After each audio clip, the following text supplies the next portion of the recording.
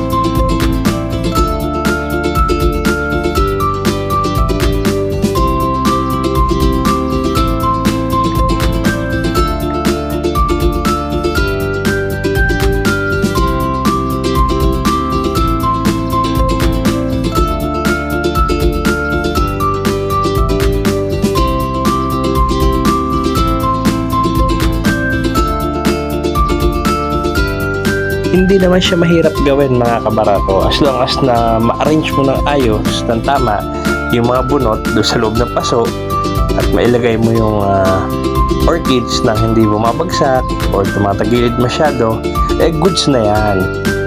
Yun ang isang challenge kasi yan din yung pagpapatas ng mga bunot sa loob ng paso. Kaya kung mapapansin nyo, kahit na putol ko na sila, nagayat ko na yung mga bunot, pag inilalagay na natin siya, nag-a-adjust pa rin tayo minsan. Kaya minsan, pinuputulan pa rin natin yung iba para maisiksik natin yung tamang size na ating kailangan para sa paglalagay doon sa paso when we arrange it.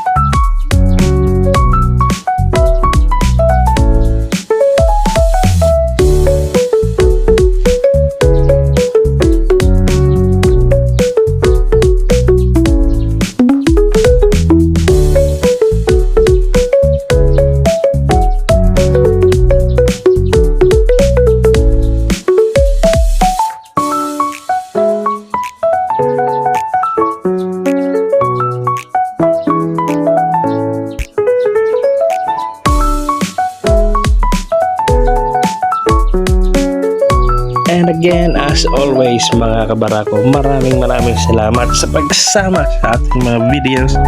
At sana po ay patuloy nyo tangkilikin ang ating page upang mapanood nyo ang ating mga videos, updates, at may mga matutunan tayo at malibang din tayo at ma-entertain. Again, sa mga hindi pa natin followers, please do like and follow our page. At maraming salamat po sa inyong lahat mga kabarako. And have a good day.